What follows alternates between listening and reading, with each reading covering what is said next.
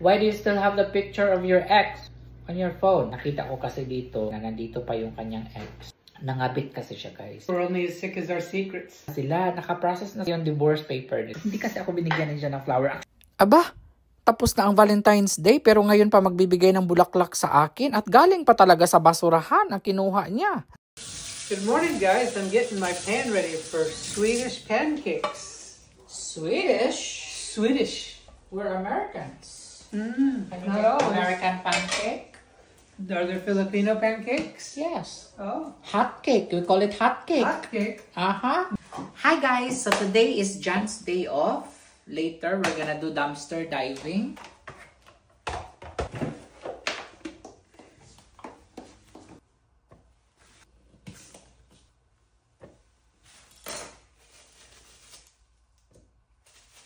Look at that. 4.1. 2 cups of milk.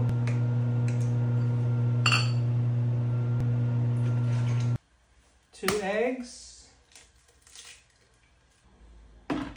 1 cup of flour. Tablespoon of sugar.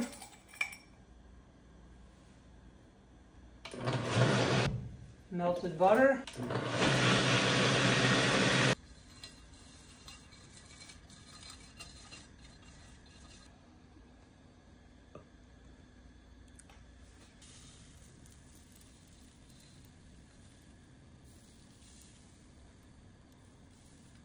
All right, first flip.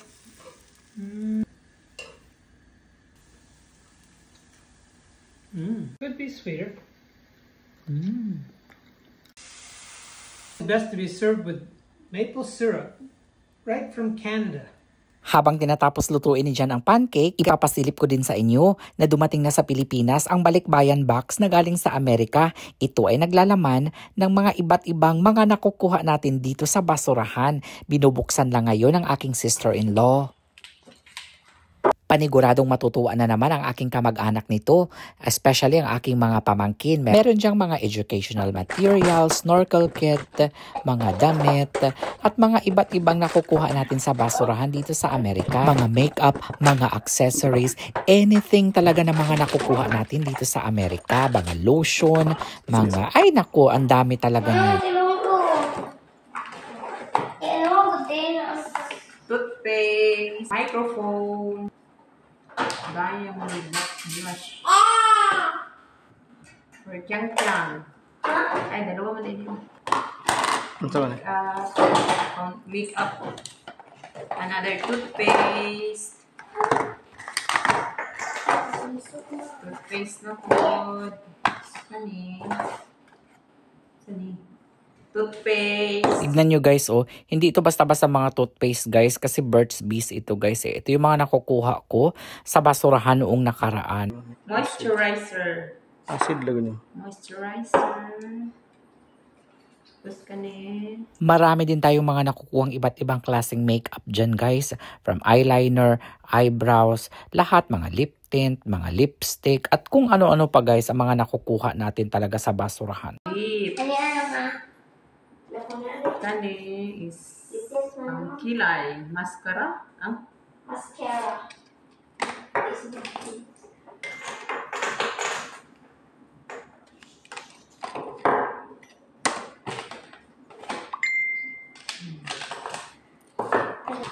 Next is kani. Ano ni? Ay, pang makeup yapon ka. Gamit ka na kaya. Ako yung kandidata. School supply. Another is lipstick. Kaya sa mga tumataas ang kilay dyan kung bakit palagi akong namamasura dito sa Amerika, ito na po ang sagot para marami po tayong matulungan ng mga kamag-anak sa Pilipinas, kaibigan at mga followers na mabibigyan natin ito. Oh, kay Sheena niya, favorite niya ni color brown. Di ba ka pwede anak yan? Sabon, dog. Apply. Kan, school supply. No, this is lotion and Nalagay mga paano? shaver, Nayon sa to. Glue? Band-Aid, super glue. Kanisha tape. Oh, tape. Lotion. Dami lotion, guys. From Dumpster. Gusto ko na Thank you so much, Kuya Johannes. Walang anuman, masaya na ako na makita kayo na masaya at sana na-appreciate niyo ang aking ginagawa ditong pamamasura. For Kia, for Laylay. Kyang Kyang. Laylay. Nakakatuwa lang talagang panoorin na nag-e-enjoy yung aking mga pamangkin sa mga nakukuha nila. Totoo nga ang kasabihan guys na ang basura ng iba ay kayamanan ng iba. Kaya patuloy ko itong gagawin para sa aking pamilya. Wow, lots of pancake.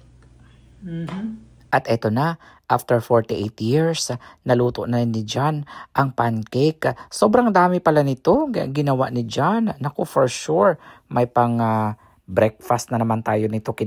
Siguro good for 3 days ito. Always warm up your maple syrup.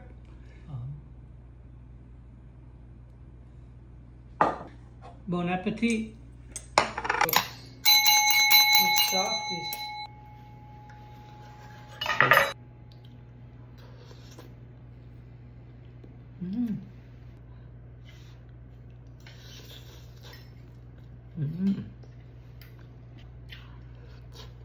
Needs bacon and sausage. This is no ordinary pancake. Swedish pancake.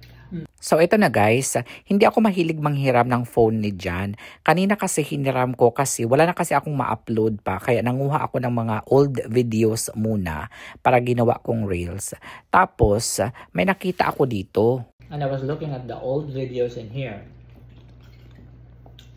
Why do you still have the picture of your ex? Nagtaka ako bakit may picture pa siya ng ex niya. You didn't delete it. Don't worry, we can't get back together. So guys, I noticed that there are lots of pictures in here from since 2017. Hindi naman ako nagsiselos or what guys. Ako, hindi naman kasi talaga ako mahilig mag-kubi-kubi ng mga, kayo din ba guys? Hindi ako mahilig mag-kubi-kubi or tingin-tingin ng mga cellphone ni John. Si John din, hindi din siya mahilig magtingin-tingin ng cellphone ko. Kasi privacy yan eh. But nakita ko kasi dito sa mga pictures ni John na nandito pa yung kanyang ex sa kanyang cellphone. Tinanong ko siya, actually kasi, first love mo ba dear? Is he your first love? Your ex? Almost. Almost. So, pero ito yung pinakamatagal ni John na naging karelasyon niya for 18 years. Pero kami ni John guys, wala akong issue sa amin. Kasi may mga ex pa yun sa cellphone. Kasi wala na kasi. Yung ex kasi ni John, may nangyaring trahedya sa kanya sa hindi inaasahang pagkakataon dahil sa nangabit kasi siya guys. Ang bottom line of the story, nangabit yung kanyang partner and then nahuli sa kanyang sariling bitag. He was caught by his own lies. So, ganyan talaga guys. Kailangan huwag kayong maging masekreto sa inyong mga partner kung hindi na kayo masaya sa inyong mga pagsasama. We're only as sick as our secrets. And some of us are sicker than others. Saying ni John guys. Kaya, kung kayo ay hindi na masaya sa inyong pagsasama guys, huwag nyo nang ipilit. Sabihin nyo ang katotohanan, maging honest kayo sa inyong partner, na hindi na kayo masaya sa inyong pagsasama. Kasi, kung mangabit kayo, mag-create lang kayo ng another problem. So, kagaya na nangyari sa partner ni John. Actually, hindi ko na dapat ikukwento ito guys kasi, si Karen, nag-text dear. Karen message. Hindi ko na dapat ikukwento ito guys kasi personal na ito. Napaka talaga yun, parang bangungot yun sa buhay ni John. Kaya nung naging kami ni John guys, medyo naging mahigpit siya sa akin. Pero hindi naman to the point na parang nasasakal na ako. At saka kahit naman sobrang higpit ni John sa akin nung time na naging kami, mag 7 years na kasi kami ni John. At saka sobrang higpit niya sa kahit saan ako magpunta, tinatanong niya whereabouts ko, ganyan. Pero naiintindihan ko naman si John guys kasi nag-iingat lang naman siya sa akin. So ayun lang guys, story natin ngayon. Kung hindi na kayo masaya sa inyong mga pagsasama sa inyong mga partner, huwag kayong gumawa ng kalokohan. Sabihin nyo ang totoo, 'di ba? Kasi kesa naman hindi na kayo masaya, tapos nangalabit pa kayo, so lalo kayo nag-create ng problema. So kung di na masaya, sabihin ang totoo at saka maghiwalay kayo, 'di ba?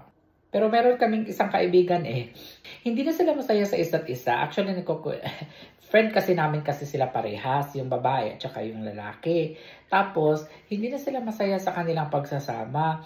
Maghihiwalay na sana sila. Nakaprocess na sana yung divorce paper nila. Kaso nga lang, nabuntis si girl. The divorce is canceled. Yes. Natatawa talaga. But, well, love is lovelier the second time around. Diba? Maganda pag-usapan nito, guys, kasi Valentine's Day naman ngayon. Yan nga, guys. I think mga 3 years ago na din, sabi, tapos kaka-citizen lang ni girl. Ngayon, parang na-fall out of love lang siguro sila. Decide sila na maghiwalay. Pero, good terms sila. Friendship sila. Sabi nila, okay, maghiwalay tayo ng maayos, ganito, ganyan, natulungan naman kita papunta dito. Si babae, biglang nabuntis. So, nabuntis. I think yun yung naging sign para hindi matuloy yung kanila paghiwalay. O, diba? So, ngayon, happily married pa rin sila, stronger pa rin sila. I think magsi 7 years na din sila or 8 years na sila together.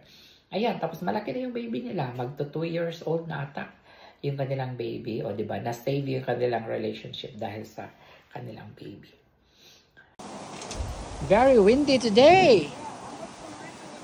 Ay, halaka. Ay. Uy, ang dami niyan. Pinutol mo na. Sus, kadami niyan. Bakit mo pinutol ang moringa? Naku, sobrang windy ngayon, guys. At nahuli ko si Jan dito sa labas na pinuputol niya pala itong malunggay. Kasi umano na siya sa sa mga wire. So magtitinola na lang ulit tayo, guys. Ayan, pinutol na talaga ni Jan, guys. Oh, hala, pinutol na ni Jan lahat ng malunggay natin, guys. Hala ka, upaw na, inupaw na ni Jan, oh.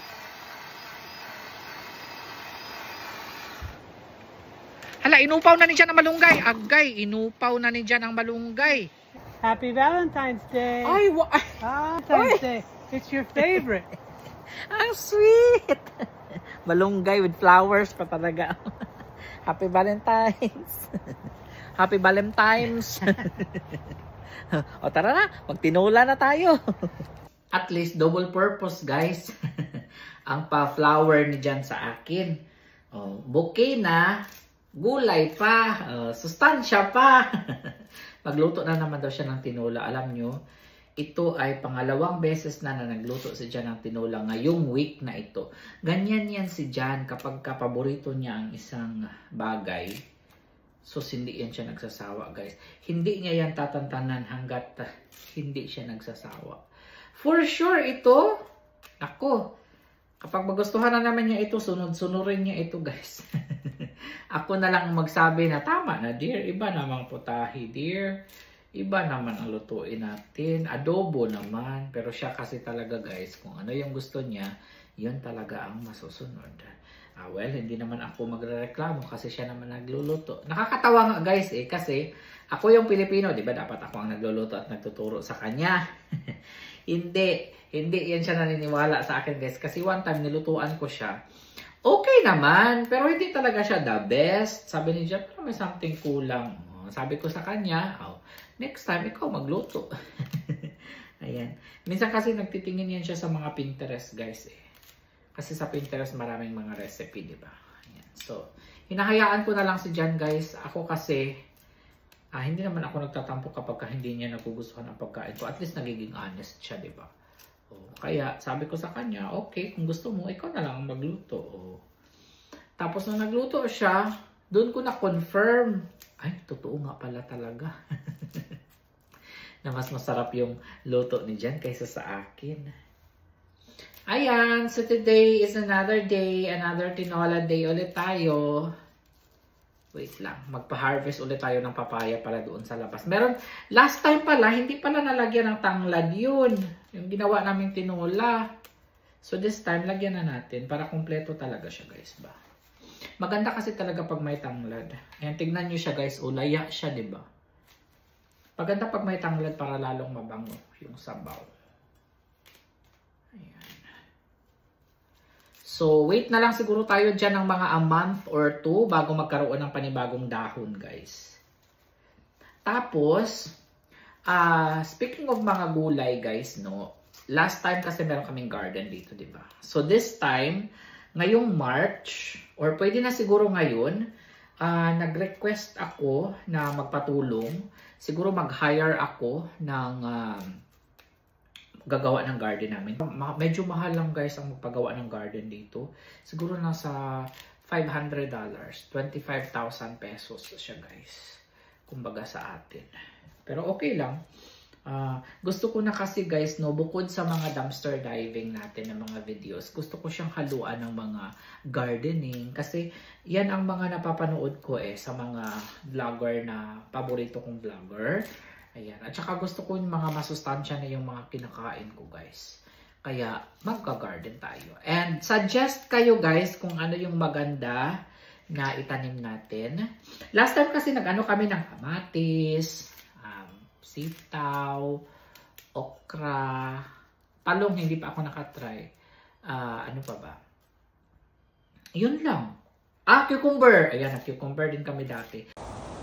Diyan, manguha ka na ng papaya.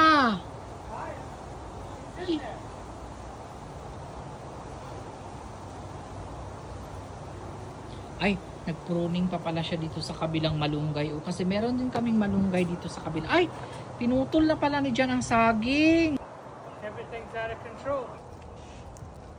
Ay guys, sobrang laki ng papaya, guys. Masarap ito sa tinola. Ayan, oh. Agay, kalaki. Meron din tayong tanglad dito, guys. So, mga din tayo. Last time kasi hindi ko nalagyan ng tanglad So, this time naglagay tayo ng tanglad.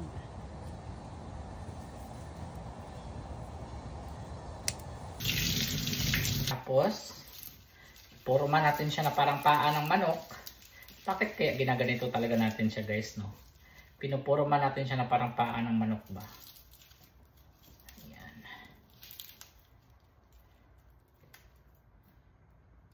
Ready na! Mas maganda ito, guys, kasi hilaw talaga. Ay, perfect talaga, guys, ang pagkahilaw niya.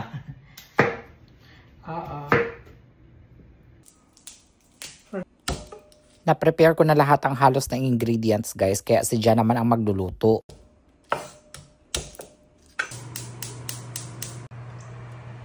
Couple tablespoons of oil. Let that cook for a little bit before I put the garlic.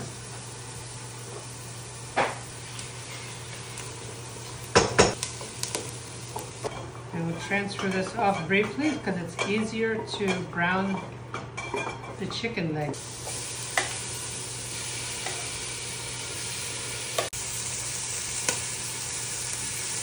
Deglaze the pan.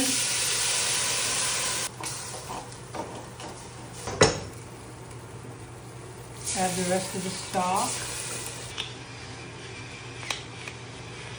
Onion, garlic, ginger.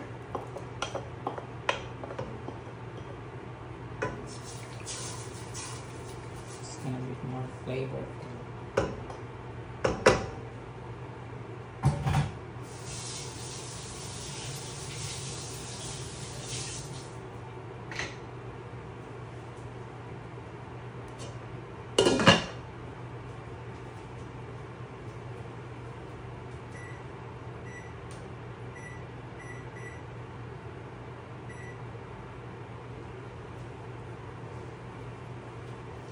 Next step tayo! Next step.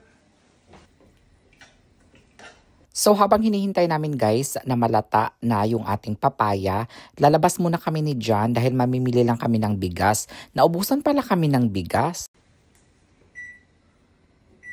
Lumabas na muna kami saglit. Malapit lang din naman yung Asian store dito. Ayan. So nandito na kami. Mga ilang minutes lang, guys. So Bumili lang si Jan ng rice. Rice lang actually ang binili ni Jan. Pagkatapos, may nadaanan kaming basurahan. Akala ko joke lang ni Jan. Nakakita siya ng flower. Akala ko hindi niya kukunin. Abay, kinuha nga. Sabi niya, ito na daw yung flowers kasi hindi siya nakabigay sa akin ng flowers nung Valentine's eh. Pero okay lang guys. It's the thought that counts. Diba? Yan naman ang sabi nila eh. Di bali na guys, may 2 days pa yan bago malanta. At binalikan niya guys yung basurahan kasi may nakita daw siya na jackpot. At tignan niyo ito. Kinukuha niya guys. Ayan, mga dessert, mga coffee cake, at marami pa daw dyan. Kaya sabi ko, bilisan na natin kasi baka makita pa tayo dito ng manager o bilisan na natin. Pagkatapos, pagdating naman sa bahay, eto na guys, ang isang sako na dala namin with flowers, 2 bouquet na malapit ng malanta pero it's okay. Pero bago tayo mag-unbox sa mga nakuha natin jackpot guys, eto kakain muna kami ni Jan guys ha. Kaya ayan na, luto na yung chicken natin. Ilalagay na lang niya dyan yung malunggay. Moringa tayo. Make sure there's no, there's no spider.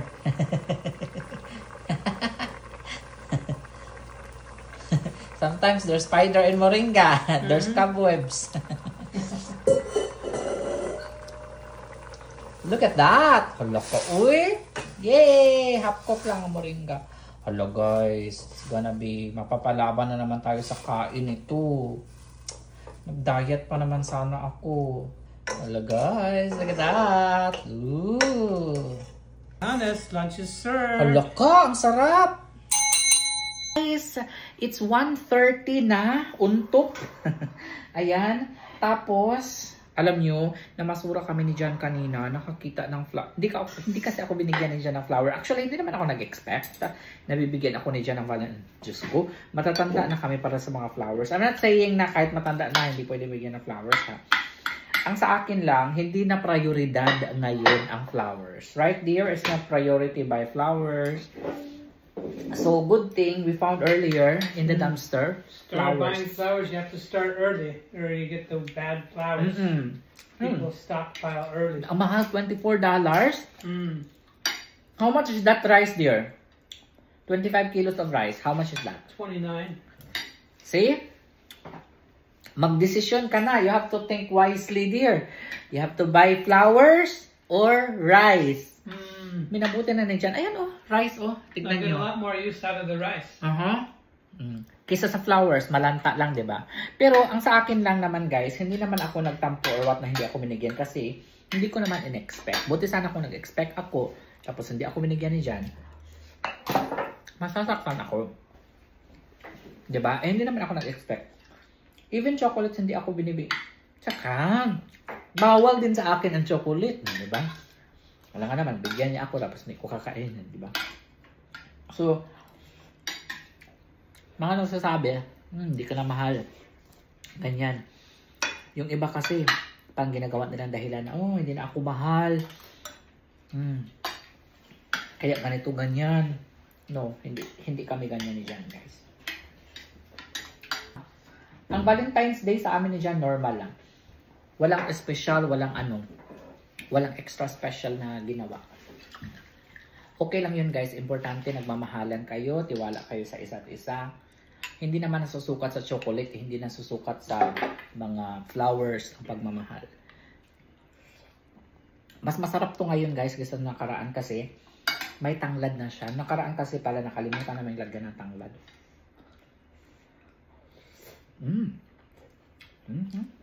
Sarap. Second batch? Wow. You don't really like it, huh? It's terrible. Gonna give it to the cat. Yung buto. Di ba? Pangalawa na ni Jan, guys. Ako isa pa lang. Guys, eto na. Yung kahon-kahon na nakuha ni Jan. Tignan natin kung ano yung laman nito, guys, ha?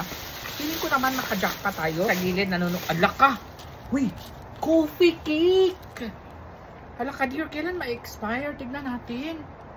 Baka expire na to, dear, ha? Unopened. Uy, February 15. Okay lang. Doesn't go bad. No, it doesn't go bad kasi candy. Chocolate ito eh. Ayan, Hala, chocolate cake. Coffee cake pala. I'll go make some Isa, coffee. dalawa. Hala ka, ang dami. Ayan guys, oh, perfect itong coffee cake. Hala ka, may mga donut guys. Uy, perfect ang donut na ito. Kailan ma-expire? 16 today? Today ma-expire. Ayan oh, February 16. Today siya ma-expire guys. Anyway, iko-consume na lang. Hala, uy, hindi man. Kakain ba ako nito? Si Jan na lang ang kakakainin ko. Bawal na kasi sa akin ang sweets.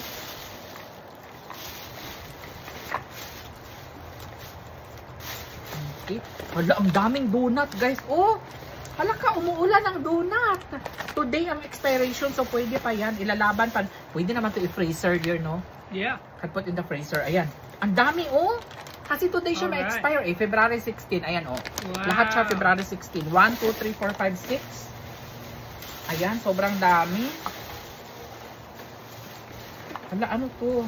Grabe talaga guys, hindi ka talaga magugutom dito kung araw-araw ka mag-iikot.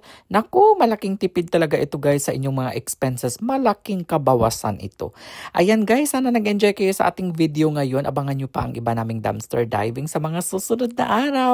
Maraming salamat sa lahat ng nagmamahal at sumusuporta kay Johannes and John. See you next time. Bye-bye!